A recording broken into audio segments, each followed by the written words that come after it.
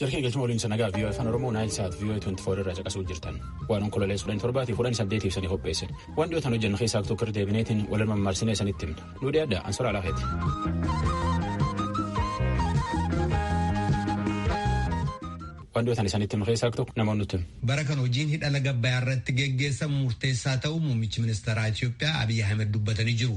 Hojiin hidha sanaa sadarkaan inni nambarra jiru gammachiisaa ta'us dubbatan. Muummichi ministeeraa Abiy Ahmed pirezidaantii Eertiraa Isaayyaas Afwerqii waliin ta'uudhaan hojii hidha laga Abbayyaa guddichaa fi hojii hidha Koishaa yookaan Gibee Afuraffaa daawwatanii jiru. Televiziyoonni Itoophiyaa gabaasuu isaa eeruudhaan Mallaskaachoo ammaa Finfinneerraa akka gabaasetti hidhi laga Abbayyaa bara kana keessa bishaan agamma baachuu danda'urraa dachaa saniin baachuu akka danda'u kan eegamu ta'us dubbatamee jira. Hoogganoonni lameen Itoophiyaa keessatti piroojeektiilee misoomaa adda addaa kan daawwatan yoo ta'u, akka qaama daawwannaa piroojeektiilee misoomaatti muummichi ministeeraa Abiyyiif pirezidaantii Isaayyaas madda annisaa elektiriikii kan Gibee 3 daawwatan jechuudhaan duraan waajjirri muummichi ministeeraa Itoophiyaa fuula feesbuukii isaarratti gabaasee ture. Walloo Kaabaa fi Walloo Kibbaa keessatti ragaa nama walitti qabame akka agarsiisutti godinaa hawaasa Oromoo fi Shawaa Kaabaa keessatti gandoota 136 irratti weerarra waannisaa mul'atee jira. Midhaan maasaa hektaara 87,000 ga'u irratti biqiles miidhaan irra ga'uunsaa gabaasamee jira. Kun immoo uummata qonnaan bulaafis ta'e uummata magaalaa bitatee nyaatuuf miidhaa yaaddessaa ta'uusaa kan himame yoo ta'u, Walloo Kaabaaf Kibbaa bakkawwan weerarri kun miidhaa irra geessise keessa uummata jiraataniif mootummaarraa akka gargaarsi barbaachisu ta'uu dubbatu jiraattonni. Miidhaan hawaannisaa kun bulchiinsa naannoo Tigraay keessa seenuudhaan miidhaa dhaqqabsiisuunsaas ragaaleen achirraa argaman eeraa jiru. Waldhibdeen mootummaa federaalaa fi mootummaa naannoo Tigraay gidduutti uumame naannoo sana deemanii uummata weerara hawaannisaa miidhame gargaaruudhaaf gufuu ta'uu hin danda'u ka jedhan ministeerri deetaan ministirii qonnaaf misooma baadiyyaa ka federaalaa obbo Indaalee Habtaamu garuu gargaarsa sanatti bobbaasuudhaaf dura ragaa sirnaaf gahaa mootummaa naannoo Tigraay irraa argachuun ka barbaachisu ta'uusaa fi mootummaan Tigraay immoo miidhaa naannoo sana mudate ilaalchisee gabaasaa akka isaaniif hin kennin dubbatanii jiru. Gama biraatiin gabaasaa Mulgeetaa Asbaa Maqalee irraa erge keessatti kan VOA'f ibsa kennan biiroo qonnaa misoomaa baadiyyaatti itti gaafatamaan hariiroo uummataa obbo Mikaa'el Mirus kan mootummaan federaalaa ragaa argachuu akka dadhabe dubbatu kana ilaalchisee naa deebii kennan mootummaan federaalaa duraan gargaarsa keemikaalaa fi uffata ittiin ofirraa ittisaa gargaaraa ture. Eega yeroo dhiyootee as garuu gargaarsicha nurraa dhaabee jira. Gama ragaa kennuutiinis yeroo adda addaatti keessumaa bakkawwan xayyaaraan keemikaalatti biifuun danda'amu ilaalchisee ragaan barbaachisu ergameyyuu mootummaan federaalaa garuu Tigraayin dhiisee naannoolee birootti keemikaala biifa jechuudhaan komatan. Bulchiinsa naannoo Tigraay keessatti weerarra waannisaa godinaalee 3 fi aanaalee 17 keessatti babal'achuunsaa himamee jira. Waajjirri qonnaaf misooma baadiyyaa naannoo Tigraay akka ibsetti weerara gurmaa waannisaa sana ittisuudhaaf carraaqqiin cimaan kan godhamaa jiru ta'utu himame. Biiroo qonnaaf misoomaa baadiyyaatti itti gaafatamaan hariiroo uummataa kan naannoo Tigraay obbo Mikaa'el Mirus raadiyoo sagalee Ameerikaaf ibsa kennaniin gurmuna waannisaa kun yeroo kanatti akka dhufu dursamee tilmaamamee waan tureef jecha uummanni hedduun ba'ee hojii ittisaa hojjetee jira jedhanii jiru. Keessumaa kanneen naannoo Affaar wajjin waldaangeessan aanaalee lama keessatti ogeeyyiin naannolee lameen keessaa baba'an bakkawwan hawaannisni hanqaaquusaa itti yaasu dursanii adda baasachuudhaan keemikaalatti biifanii jiru jedhanii jiru. Ta'us garuu weerarra hawaannisichaa akka baay'ee babal'ate waan ta'eef jecha miidhaa namaan midhaan irra ga'ee jira jechuu isaanii Mulgeetaa Asbaa Maqaleerraa gabaasee jira. Namoonni baay'een Awurooppaa gama lixaa keessa jiran filannoo pirezidaantummaa Yuunaayitid Isteetsi sadaasa 3 fuuldura keenyaa geggeessamuuf jiru irratti dorgomaan paartii Dimokiraatii ittaana pirezidaantiin duraanii Joo Baayiden akka injifatu ka fedhan ta'u dhaabbanni YouGov jedhamu kan uummata Awurooppaa 10,000 hedduutti lakkaa'aman gaafachuudhaan gabaase beeksisee jira. Gabaasaa guutuuf sora. Gabaasaan Britain, Faransaay, Germany, Spain, Xaaliyaan, Denmark fi Sweden keessa qopheessan. Warra Denmark harki 80 akka Joo Baayiden dorgommii pirezidaantummaa tana moo fedha. Harki 6 akka Doonaald Tiraamp ammallee deebi'ee mo'atu fedha. Xaaliyaanatti nama harki 20 akka Tiraamp pirezidaantummaaf mo'u fedha. Harki 58 ammoo Baayiden fedha. Britain biyyittii jaala Ameerikaa jabduun harki 61 akka Baayiden pirezidaantummaa tana mo'u fedha. Harki 13 ammoo Doonaald Tiraampiin fedha. Faransaaytti namni harki 64 akka Baayiden mo'u fedha. Jarmanitti nama harki 71 akka Baayiden pirezidaantummaa mo'u fedha. Harka 11 akka Doonaald Tiraamp mo'u fedha. Ansila akka Baayiden mo'u fedha. Biisuun jiraadhellee qooda keessallee qabaachuu baadullee isaan fedhaa jedha Luukaa Anderek. Namni Faransaay Paaris jiraatu namni hedduun nam paartii Demokiraat keessa pirezidaantummaaf dorgomuu jiru Joo Baayiden kan akka dansaayyuu hin beeknu jedha. Akka Tiraamp mo'uu fedha. Waan mo'ama fakkaatu. Maan jennaan nam hedduuttis gargaara fakkanaa jedha. Joo Baayiden hin beekuyyuu jetti Sophie Chiles. Pierre Legoff Faransaaytti hojjeta mootummaati. Baayiden beekuu baadhulle yooyyuu bulchiinsi jijjiirame hariyyummaa biyyi ta'e nu waliin nu jabeessaa jedhe herregadhaa jedha. Warri Barceloonaa Ispeenii dubbisan ammoo filannoon Ameerikaa jireen keessa qooda guddaa qabdi jedhetti herregata. Akki Tiraamp gabayaa irratti Chaayinaan Awurooppaa fi Eeshiyaallee wal lolee wal falmsuun Awurooppaa guddoo miidhee jedhe. Namni Ispeenii dubbisan Sergin. Awurooppaa gama dhiyaatti namni hedduun Tiraamp deeggara. Bara 2019 keessa akka qorannoon dhaaba Pew agarsiistetti warri Poolish harka 50 olitti Tiraamp deeggara. Barsuun keessa Ameerikaatti waraan nagaa Poolaandii feegu achitti ergeef Tiraamp Kosoovoo keessallee deeggarsa guddaa qaba. Pristiinaa fi Belgireed araarsuuf waan hedduu hojjetee jedhanii achi jaalatan. Awurooppaan filannoo Ameerikaa tan qalbii guddoon eeggachuu jirti. Obbo Daawud Ibsaa mana isaanii keessatti otoo miidiyaadhaaf ibsa kennaa jiranii qaamoleen nageenyaa namoota mana isaanii keessa turan hidhanii ibsichis akka adda citu taasisuu isaanii dubbatu. Komishinni Poolisii Federaalaa Poolisiin Magaalaa Finfinnee irraa deebii argachuuf irra deddeebinee yaallus qaama himannaa kanaaf deebii kennu hin arganne jedha Muktaar Jamaal gabaasa guutuun kuna. Hayyuu duree adda bilisummaa Oromoo ta'uu isaanii kan ibsan obbo Daawud Ibsaa adeemsa hojii dhaabichaa irratti ibsa miidiyaatiif kennaatiniin akka turan dubbatan yeroo kaleessa qaamoleen tikaa dhufanii mana kiyyatti ibsichallee addaan kutanii namoota manaa qabaniitiniin deeman jedhaniitiniin raadiyoo sagalee Ameerikaatiif ibsanitti. Ibsi miidiyaa obbo Daawud Ibsaa sabaa himaaleedhaaf dubbataatiniin turan kuni yeroo kallattii feesbuukiitiin darbee gidduutti wacni dhagahameetiniin addaan citullee viidiyooleen mul'atan miidiyaalee hawaasaa garaagaraa irratti tamsa'aniitiniin jiru. Waan ta'e jedhan obbo Daawud akkasitti dubbatu. Saddeetii walakkaa jechuun naannoo masalatti ibsa gaazexeessitootaa fi kennaa jira. Isa sana warri community leaders and elders warra maanguddootaa fi hoogganoota hawaasaa kana fakkaataatu sheekota wayii amma tokko dhaggeeffachuu dhufaniiru. Kun nama muraasaa kumanne ibsa sana jalqabeen ijoollee waajjiroota balbalarra jiranii reebanii ijoolleen namatu dhufee se'anii banti. Qabeema waliin cabsatanitti seenne federaal poolis egaa yeroo ilaalan humna guddaa fuuldura isaatti akkasitti humna guddaa hiriirsaniiru makiinaa piikaappiidhaan gara piikaappii 3-4 arganu. Sana booda ol seenanii gaazexeessitoota baasaa kan qabanidhanii maaliif akkuma kanaan dura gaafataa ture waraqaa poolisaa qabdu waraqaa mana murtii qabdu eenyusin ajajee nuti ajajamneeti abaluu isaanii himu.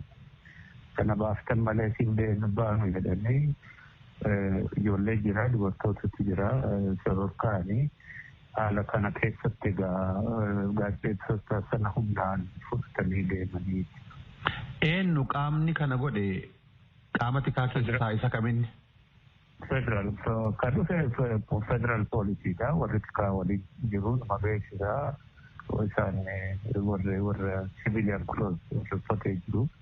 Abaluusaa eenyu beekna namni seene abaluusaa qaama waliirraa jedha. Qaama waliin kun kan biyya balleesse abaluusaa beekamu. Isaanis gaafataman fudhanne yeroo akkanuma himu qaamni olii kun kami ka jedhu daawwanne kun gara fuulduraatti verifaayi kan ta'u. Warri dhufe kuni afaaniin isin gaafate kallattiidhaan waa kana tolchitan waa kana balleessitan isinin jedhee isinitti dubbate maayin? Homaa natti hin dubbanne warra waardiyootaan warra waardiyoo wajjin tokko wal gaggaafatu turanii maal barbaaddu isin yeroo jedhu gaazexeessitoota as keessa jiru isaaniin baasaa jedhaniiru kana baafnu malee asiin baanu ajaja fudhannee jirra. Jedhanii egaa ijoolleen kun warra xiqqooshee gara waan itti waan deemeef gaazexeessitoonni kun bahanii erga isaan bahanii booda immoo warra kaanis fidaanii lakki kun hin ta'u keessummoota kooti waliin deemna yoo ta'e malee kun hin ta'u kana wal gaggaafatte isa booda maqaa galmeeffannee deemna nu baasaa jedhanii. jaaroleenis kana caalaa dubbiin hammaachuurraa gadi ba'anii galmaa'anii fi kana galmeeffatanii deeman. Gaazexeessitoonni jettan kunniin kan dhaaba kamiiti? Akka inni hubadhate tokko raayyaa istuudiyooti jedhanii gaazexeessitoonni nam lama warri kaan immoo iyyuu kan Saabaa'ooti sagalee bilisummaa Oromoo. Walumaa gala nama meeqan? Isaanii gara nama 4-5 ta'u na fakkaata kan isaaniidha. Naannoo mana jireenyaa obbo Daawuditti qaamoleen tikaa lakkoofsaan heddummaataniitiin mul'achuu kan himan namoonni naannoo san jiran akka kaleessaarraa keessummoonni achi turan hedduun gadi bahuu sodaatanii achuma kan bulan yoo ta'u har'a ganama namoonni achi gadi bahan lakkoofsaan 4 ta'an qaamolee tikaatiin qabamanii gama waajjira poolisaatti geeffamuun dubbatameetiin jira. Dhimmoota himatame kanaan walqabateetiin deebii akka nuu kennaniif Komishinii Poolisii Federaalaatii fi Poolisii Magaalaa Finfinnee irra deddeebiidhaan yaalleetiin jirra. Nama ajajaa poolisii naannoo sanii ta'uunsaa himame Komaandar Kaasaay jedhamu bilbila harka isaanii irratti bilbillee fi gaafannaaniin dhimma kanaan walqabatee waan beekan kan hin qabne ta'uu naaf kaasan. Dubbi himaan Komishinii Poolisii Federaalaa Obbo Jeelaan Abdiillee akka homaan beekne dubbatan. Ittaana Komishinara Komishinii Poolisii Federaalaa Komishinar Malaakuu Faantaatii fi Ittaana Komishinara Komishinii Poolisii Magaalaa Finfinnee Hasan Nagaash bilbila harka isaanii irratti bilbileetiniin raadiyoo sagalee Ameerikaarraa bilbiluu kiyya ittime erganatti haasa'anii of barsiiseen booda amma haasa'uu kan hin dandeenyee fi deebi'eetiniin akka bilbilu naaf himanii irra deddeebi'ee bilbilullee deebi'aniitiin naqunnamuudhaaf hayyamamoo hin taane dhimma kanarratti deebii argannaaniin qabanneetiin dhihaanna. Gabaasa sagalee Ameerikaatiif Muktaar Jamaal Finfinneerraa.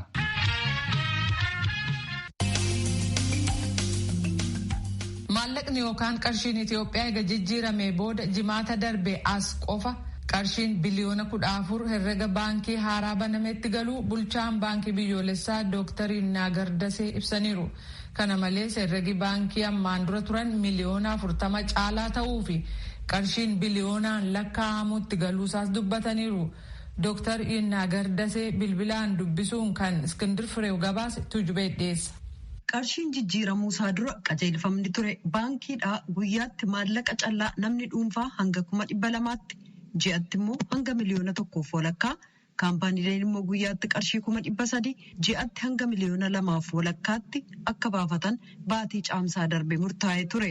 Qajeelfamni inni duraanii maaliif akka jijjiirame bulchaan baankii biyyoolessaa Dr. Naagar Dasee አለን ግምገማና ክትትል በየባንኩ በርከት ያሉ ሰዎች የተለያዩ አካውንት ይከፍታሉ። Hordoffiif gamaagama gooneen namoonni adda addaa baankilee garaagaraa keessatti herrega baankii banu. Fakkeenyaaf baankiin 17 yoo jiraate 11 yookaan 12 keessatti maqaa ofiin herrega banu. Namni herrega baankii 11 qabu guyyaatti 200,000 yoo baase ji'atti gara miliyoona 1.2 ta'a. Namni hojii akkasii irratti ramadame guyyaatti qarshii haaraa hedduu baasuu danda'a jechuudha. Kaayyoon maallaqni jijjiirameef immoo qarshiin baankiidhaa ala jiru gara baankiitti galee adeemsa hojii baankii keessa maallaqi kun akka naanna'u gochuufi. Gama kanaan bu'aa hedduu argannee jirra. Herregaawwan haaraan banamanii maallaqi biliyoonaan lakkaa'amu itti galeera jedhan. Namoota herrega baankii adda addaa banatanii maallaqa hedduu baankii keessaa baasan daangessuufis qajeelfamni haaraan bahee jira jedhu bulchaan baankii biyyoolessaa ዶክተር ይናገር ይህንን ለመገደብ አዝማሚያውን በሙሉ ካየን በኋላ በቀን በጥሬ ገንዘብ ከ50,000 ብር በላይ እንዳይወጣ ከነዳንገሱፍ ሀለ ሳመራ ኤርጋይላሌ ቦደ ጉያት ቀርሺ ጨላ 50,000 ኦል ነምኒ ዱንፋ አከይን ባፍኒ ካምፓኒሌን ሞ ጉያት ቀርሺ 75,000 ኦል አከይን ባፍኒ ከጀዱን ፎየፈማ ሃራ ጎኔ ጅራ ከነ እናጀን ማለቂ ከብሮን ሄረገ ተኩራ ኢሰካኒት ኒደርባ ቼኪ ዮካን ሲቪኦዳን hojiin gabaa ni geggeeffama jechuudha. Kun martinuu akeekisaa namoonni seeraan alaa maallaqa haaraa kana hojii adda addaa hojjechuudhaan deebisanii haala baankiidhaa ala gochuu argaa waan jirruuf kana daangessuu yaanneeti. Kanaaf namni maallaqa 50,000 ol baasuu barbaadu herrega isa tokko isa kaanitti dabarsuu danda'a waan ta'eef hojii gabaa idilee hin miidhuu jedhan. Qajeelfama amma bahettaanee namoonni yaada adda addaa dhiyeessaa jiran. Maallaqi gahaan maxxanfameera. Mallattoo gaarii hin taane kan dinagdee irratti argamaa jiru ta'uu mala kan qajeelfamni kun akka bahuuf sababaa ta'ee jedhu. Kanaaf Dr. Naagar deebisan sababaa kabiroon hin jiru. Akeeki isaanii ijoon namoota maallaqa baankiidhaa ala gochuu yaalan daangessuuf malee jijjiiramuuf kan dhiyaate caalaa maallaqa gahaatu maxxanfamee jedhan. Jijjiirama maallaqaa gama laaleen hanga yoonaa hojiitti kulaalchisee milkaa'inni argameera. Kanaan dura akka ibsame maallaqi hedduun baankiidhaa ala jira. qarshii gahaan baankiitti galee yoo ta'e ዶክተር ይናገር gaafatamanii እንግዲህ በአጠቃላይ እስካሁን ባለው የብር ለውጡ ሂደት በጣም በጥሩ ሁኔታ እየሄደ ነው። walumaa gala hanga ammaatti jijjiiraan maallaqaa haala gaariin deemaa jira. rakkoo ifaan mudate hin jiru. rakkoon nageenyaa bakka jirutti akkuma beekamu maallaqa kan deddeebisnu xayyaaraaf konkolaataadhaani. guutummaa biyyattii daangaa hamma daangaatti kaabaa hamma kibbaatti lixaa hanga bahaa jiru dameewwan 6,000 jiran maallaqi haarofti dhaqqabeera. gama kanaan adeemsa ammatti jirru hedduun kan tilmaamanii ol hojjenneerra. pirezidaantota baankilee waliin guyyaa 3-4 gamaagama goona maallaqa baankii ala jiru hagamtu gale isa jedhu gamaagamne guyyoottan 10 darban keessa qarshii biliyoona 31 herrega baankii haaraatti galee jira. namoonni 500,000 herrega bananiin jedhan. namoonni qarshii 5,000 ol qabatanii jijjiiruuf yoo dhufan herrega akka banan gorsina. kanneen 500,000 jedhamanis kanneen akkasiiti jechuudhaan pirezidaantiin baankii biyyoolessaa Dr. Yinnagar Dasee ibsaniiru jedha Iskindar Fireew Finfinneerraa. Yuunivarsiitiiwwan Amboo, Dambidolloo fi Wallaggaa barattoota isaanii simatanii barsiisuuf qophii xumuruu isaanii beeksisan. Haala dhukkuba COVID-19 ittisuu fi nagaan barsiisuu irratti qophiin barbaachisu xumuramuusaa pireezidaantonni yuunivarsiitiiwwan kanaa ibsanii guyyaatti barattoota simadhaa jedhan eegaa jirra jedhu.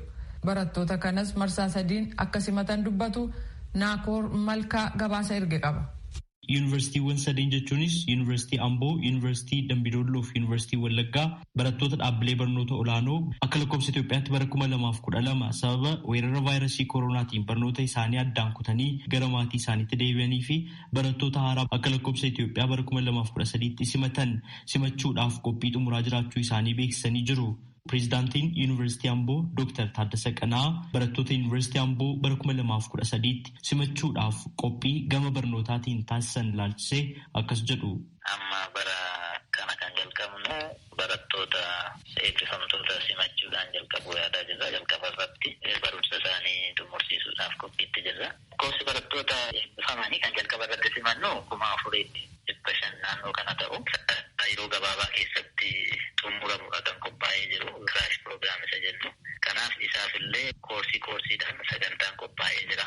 Barattoota gara onlaayinii maateeriyaaliin akka qaqqabu yaalamaa ture. Amma tokko barattoonni dubbisanii dhufu jennee yaadna. Innaa dhufan immoo yeroo gabaabaa keessatti qidaameef sanbatallee dabalatee galgalallee dabalatee barattoonni haala barumsa kana karaa barsiisota isaanii karaa onlaayinis karaa fuulaan yeroo gabaabaadhaaf wal arguudhaanis koorsii kana fixanii eebbifamanii kan qophaa'aa jiru. Pireezidaantiin Yuunivarsiitii Dambidolloo Dr. Lataa Tasfaayee gama barnootaatiin barattoota simachuudhaaf qophii godhan yeroo ibsan akkas jedhan.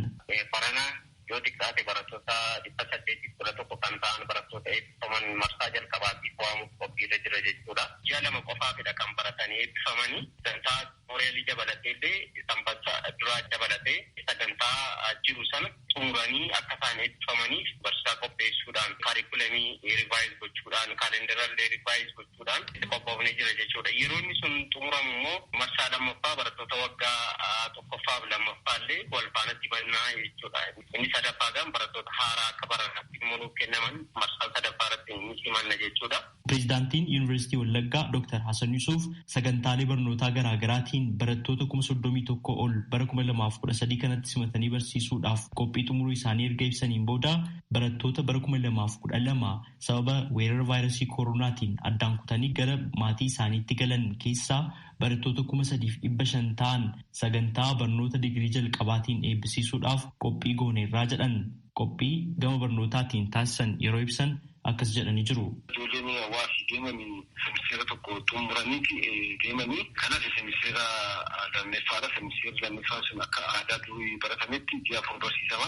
Amma suni jijjiirameeti baranaaf rakkoo kana wajjin qabsiisee barattoonni egaa as deemanii booda ji'a 2 keessatti kan xumuramu. Koorsii ijoo koor konfiikansi kan jedhamu ijoo kan ta'e keessaa baratanii karaa qulqullina barnootaa kompromaayisiin goone baratanii bahuu waan qabaniif eegaa jiran jechuudha amma barattoota. Kana biratti immoo wantoota deeggarsa adda addaa karaa onlaayinii isaanii karaa mataa isaaniitiin dubbisanii ittiin ga'umsa isaanii baruu danda'an immoo ni ta'aafi ta'u. Biyya lama kana keessatti barattoota eebbifaman kana akkamiin xumursiisa kan jedhu karaa hundumaa karaa koorsii, karaa laaboraatoorii, karaa laayibireerii waan barbaachisu karaa baruu barsiisuutiin akka qophaa'amu ta'ee sadarkaa karooraatti garbumee sadarkaa barsiisaatti karoorfamee koorsi pilaaniin qophaa'ee jira jechuudha akka kanaatiin. Pireezidaantootni Yuunivarsiitii Amboo, Yuunivarsiitii Dambidolloo fi Yuunivarsiitii Wallaggaa akka jedhanitti yoo ta'e bara kana dhibee COVID-19 dursanii ittisuudhaaf qophii taasisanii jiru. COVID wajjin wal qabsiisee dhibeen barattoonni gara keenya dhufanii sartifaayit ta'uu qaba akka seera haaraatti jechuudha. COVID teessiteetti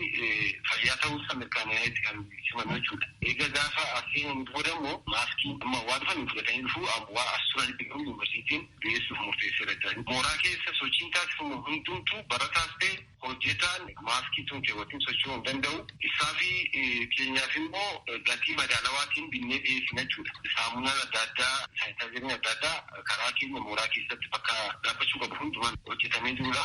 Doolmitarii amma yeroo ammaa kana duratti 4-6 ture kan barataan keessa jiraatu barana nama 2 qofatti doolmitarii keessa jiraata. Barattoota keenya deebisnee fudhachuudhaaf pirotookoolii WHO'n baaseen qophii guddaa goonee jira jechuudha. Keessattuu mana ciisichaatiin wal qabatee barattoonni kana dura 6-8 ta'anii ruumii tokko keessa jiraatu. Amma garuu yoo baay'ate 2-3 qofa ta'anii akka jiraatan qopheessaa jirra. Kilaasruumiidhumatti illee barattoonni yoo baay'ate haga 30 qofa ta'e ijoolleen seekshinii baay'eetti addaan babba'anii akka barataniif qopheessaa jirra. Gama kaaniin akka lakkoofsa Itoophiyaatti bara 2012 dhaabbilee barnoota olaanoo garaagaraa keessatti rakkoo nageenyaa darbanii mul'ataa turan jedhan ittisuudhaaf qophii taasisan yeroo ibsan akkas jedhanii jiru. Gama nageenyaatiin wal qabate akkuma yeroo hundumaa goonu qaama dhimma fudhattoota hundumaa waliin mariitti jirra. Isa kana immoo kan itti fufnu ta'a. Barattoonni keenya illee gaafa dhufan isaan faanallee mariidhaan kan itti adeemnu ta'a. Qaama dhimma fudhattoota wajjiniin immoo walitti qabnee kan hojjennu ta'a. Kanaaf haala nagaa ta'een haala baruu barsiisuu kana jalqabsiisnee xumursiisna jennee abdanna. Koreen qophii yuunivarsiitiiwwan barattoota bara 2013 kanatti simachuudhaaf taasisaa jiran ilaalchisee koreen dhimma kana hordofu ministeera saayinsii fi dhaabbilee barnoota olaanaa irraa gara yuunivarsiitiiwwan kanneeniif kanneen birootti ergamee kan qorataa ture yommuu ta'u, yuunivarsiitiiwwan kunneen yoomirraa jalqabanii barattoota simachuu akka danda'an ilaalchisee walga'iin jidduu kana magaalaa Hawaasaatti taasifamu kan murteessu ta'us pireezidaantiiwwan yuunivarsiitiiwwan kanneenii ibsanii jiru. Raadiyoo Sagalee Ameerikaaf Naakoor Malkaa Amburraa. Adeemsi umrii aangoo mootummaa waggaa tokkoof dheeressu kan olaantummaa qaama tokkootiin murteeffameef biyyattii balaaf ka saaxilu jedhan dhaabbileen siyaasaa raadiyoon Sagalee Ameerikaa dubbise. Walfalmiin mootummaa federaalaaf naannoo Tigraay gidduutti uumame karaa nagaan furamuu akka qabus dhaamanii jiru. Muktaar Jamaaltu gabaase. Sababa weerara vaayirasii koronaa jedhameetiin ibsameen Itoophiyaatti filannoon biyyaalessaa taasifamuu dhabuun walfalmiidhaa fi waldhabbee qaamolee siyaasa gidduu waggaa tokkoof deemaatiin jiru uumeetiin jira. Keessattuu adeemsi mootummaan federaalaatiif mootummaan naannoo Tigraay gidduutti ta'aatiin jiru diigama biyyaatiif illee rakkoo gaaga'ama guddaa fiduudhaa deemaadhaani. Dhaabbileen siyaasaa raadiyoon Sagalee Ameerikaa dubbisa kan isaan himan. Dura ta'an paartii Dimokiraatawaa Oromoo obbo Sultaan Qaasim adeemsi kun jalqabuma yeroo dhimmi filannoo taasisuu dhabuu ka'aa turerraa kaaseetiniin sodaa guddaadhaan yaada kenna dabarsataatiniin turre jedhu rakkoon fiduudhaa deemullee hammaataadha jechuun dubbatan. Akka ejjennoo dhaaba keenyanitti kun sirrii miti jenneetinii yaadna. Heerri mootummaa waggaa 5 qofa kaaya. Waggaa 6ffaa kaayachuun kun adeemsa heeraa kan hin eeggatin jenneetinii ejjennoon keenya ammallee qaqqabe. Haala amma arginu kanaan mootummaa naannoo Tigraay wajjin wal qabatee wanni jiru wanta nama yaachisuudha. Mootummaan federaalaa mootummaa naannoo Tigraay beekamtii dhoorgateetiin haga bajata irraa muruu murtii irra ga'eetiin jedhetu jira. Nama biraatiin mootummaan naannoo Tigraay mootummaan federaalaa waan hin filataminiif waggaa 5 waan dabreef heera mootummaa cabseera waan ta'eef beekamtii hin kennu jedhanii haalli itti deemanii jedhanii. Obbo Naatnaa'el Fallaqee hoogganaa sabquunnamtii paartii Izeemaati. Izeemaan akka amanutti adeemsi filannoo taasisuu dhabuudhaa fi murtee umrii waggaa tokkoo mootummaadhaaf dabalu nullee taanaan kan itti hin gammanne jedhu. Garuu faloota gamaa gamanaa waan hundaayyuu ilaallee nageenya biyyaatu caalaadhaan Izeemaan akka amanu dubbatan obbo Naatnaa'el. እንግዲህ እኛ ውሳኔው ሙሉ በሙሉ ደስተኛ ባንሆንም ግን ህገ መንግስታዊ እንደሆነ ተቀብለናል። ኑቲ ሙርቴ ከነቲ ጉቱማን ጉቱቲ ገመዱ ባኑሌ ቡኡረ ሴራ አከ ቀቡ አመኔ ፉደኔትኒን ጅራ አመ ፊለኖን በረ 2013 ኒ ታሲፈማ ዋን ጀደሜፍ ፊልማታፍ ቆጳ ጅራ ከናን አለ አዴምሰ ሞቱማ ሞርሙ ፊ ቄቁ ሚርገ ተኡስ ሞቱማን ሂንጅሩ ጀቹን ሐለ ረኮ ቢራ ኡሙፍ ዱለ ታሲሱን ሆጂ ጋሪ ሚቲ ጀኔትኒን አመና ጀደን ኦቦናት ናይል ፕሮፌሰር መረራ ጉዲና irra deddeebiidhaan wanti nu kaasaatiin turre marii biyyaalessaa ture jedhu marii biyyaalessaa taasisuu dhiiseetiin paartiin badhaadhinaa kophaa isaatitti murtee waan garaa isaa murteessuun hanga ammaa waan argine caala gaaga'ama gama biraatiif illee biyya affeeraa jira jedhu. Filannaan maaliif barbaachisa jette waa sadiif olaantummaa nagaa biyyaa eeguudhaa fi filannoo barbaachisa. Sirni dimookiraasii gubbaatti hundaa'e sabaaf nagaa eeguu danda'u bulchiinsa gaarii fiduu danda'u sirni dimookiraasii kana fiduudhaaf filannaa barbaachisaa. Sana booddee immoo jireenya biyya kanaa jireenya sabaa guddisuudhaaf jijjiiruudhaaf laga ceesisuudhaaf filannaan hin barbaachisa malee filannaa jaljendee barbaachisa jennu sana waan biraatiif miti jechuu kooti. Filannaan sabni filannaa kan barbaadu mootummaa fooyyee qabu mootummaa mirga isaa eegu nagaa isaa eegu guddina isaa fidu uummachuudhaaf malee waan biraa mitiif jechuu kooti. Kanaafuu murtee umrii mootummaa waggaa tokkoon dheeressuu kana akkamitti ilaala jechuudha dhaabni keessan? Nuti bari keenya irraa kophaasaa deemuun mootummaan kun rakkoo bal'aa fida. Biyyatti rakkoo bal'aa fida. Nagaa gara nagaattis fiduudhaaf hin rakkisa. Boordii filannoo isaa ta'u qaamni mootummaa dirree siyaasaa lisuudhaaf hojjetanii filannaa dhugaa fiduudhaaf hojjetanis rakkoo keessa galu. Walamannee sabni biyya kanaa mootummaa fi mormituu walamanee jiraachuudhaaf rakkoo bal'aatu dhufaasa jedhu himnee qaamni kana mootummaa jiru sana keessaas warra mootummaa ala jiraas warra mormituu keessaas uumame wayii waan kana siyaasa biyya kanaa to'achuu danda'utu irra jira. Walqixxummaadhaan walakkaa taa'ee to'achuu danda'utu irra jira. Karaa qabsiisuu danda'utu irra jira. Akka inni laga ce'u hundarraa gumaacha hundaati hojjechuu danda'utu irra jennee keenya irraa jechuu kooti. Ijaa kanaa nuti amma kuni amma nu uumamnetti ammasii rakkoon uumamaadhuma jira gara fuulduraas uumamuu itti fufaa jenna. Keessattuu dhimma mootummaa federaalaatii fi naannoo Tigraay gidduutti ta'aatiin jiruun wal qabatee wanti hammaataan naannoo Tigraay bira darbeetiin gama biraatitti illee cahuudhaa malu akka dhalatu dubbatan obbo Sultaan Qaasim. Dhimmi kun Tigraay qofarratti kan dhaabbatu osoo hin ta'in Oromiyaa keessatti illee yaadni tokko haalli dalaggisu ni jira. Mootummaan kun heerummaa waan hin qabne mootummaan ce'umsaa haa ijaaramu kan jedhu irraa kaase mootummaan kun heerummaa hin qabu kanaafuu beekamtii hin kenninuuf sadarkaa jedhullee wanti deemee ni jira. Wanti kun kallattii kanaa yoo adeemamu taate biyyallee rakkoo guddaa keessa galchuu ni danda'a. Amma duraas ibsineetiin jirra har'allee ni ibsina mootummaan gattaa'ee paartiilee morkattootaa wajjin dhimma kana mari'ateetiin furmaata siyaasaa barbaadu irraa eegama jenneetiin yaanna. Biitti kallattiin taane akka hin deemne dirqama qabna jechuudha hundi keenya dhimma kanarratti mari'anneetiin furmaata kaa'uudha. Rakkoo Tigraay fi mootummaa federaalaa gidduutti mul'ate rakkoo atakaaroo walfalmii keessa galuudhaa waan ta'eef hammeenna fiduudhaa malu ammumarraa eeggatanii nageenya biyyaatiif jecha hunduu tasgabbiidhaan laaluu qaba.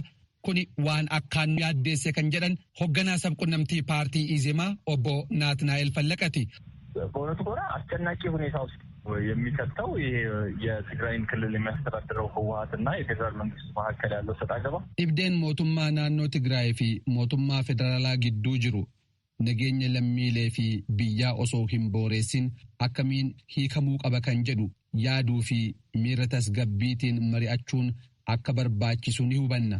Rakkoon uumames karaa nagayaatiin ala tasuma hiikamuu hin qabu jennee amanna. Kuni balaa hamaa uumuu of keessaa qaba. Dhimma kana itti yaaduun karaa nageenyaatiin furuun barbaachisaadha jedhan. Dura ta'aan paartii Koongiresii Federaalistii Oromoo Profeesar Mararaa Guddinaa adeemsa amma deemaatiin hin jiruun humnoonni nageenya biyyaa tasgabbeessanii dimokiraasii biyyattii keessatti diriirsuudhaa danda'an hunduu rakkoo keessa galuu malu jenneetiniin waan yaannuuf filannoo dhumtiin dhufa jedhameetiniin eeggamu kunillee nagaaf haga qabeessa ta'a jenneetiniin hin abdannu jedhan. Gabaasa sagalee Ameerikaatiif Muktaar Jamaal Finfinneerra. Taarratanum taboriitiin walti dacha'an naga jenne nage ansora alakeeti.